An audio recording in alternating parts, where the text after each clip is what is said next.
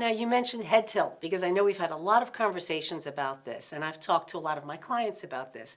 What exactly do you mean by head tilt?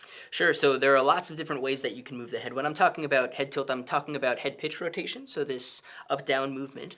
So it's actually a very strong signal of what I'll call dominance. So people perceive this to be aggressive and intimidating in certain situations. In other situations, it can communicate something very different.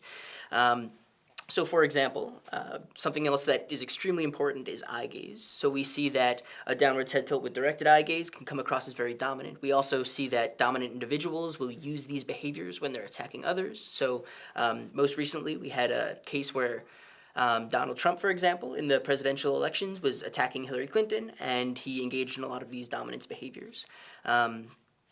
So in terms of head tilt, one of the things that I think is the most interesting is people often view facial expressions as this platform to communicate information, but you never see the face in isolation. You only see the face as it rests on the head.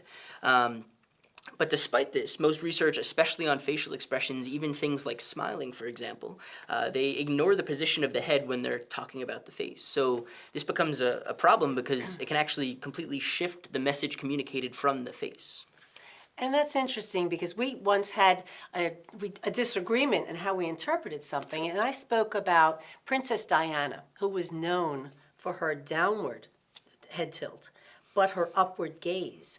And I asked you, why is that not considered aggressive or hostile? It was endearing. People loved her. So what was it about her? Was it the facial expression and not the head tilt that became important? Absolutely. So even as you just did that there's this muscle in the forehead called frontalis. And frontalis is responsible for raising your eyebrows, and it runs across the entirety of your forehead. So you see that the muscles in the forehead get used differently, but when you, for example, raise the frontalis muscle while you're doing this head tilt behavior, it does change the aggressive signal that's communicated from head tilt.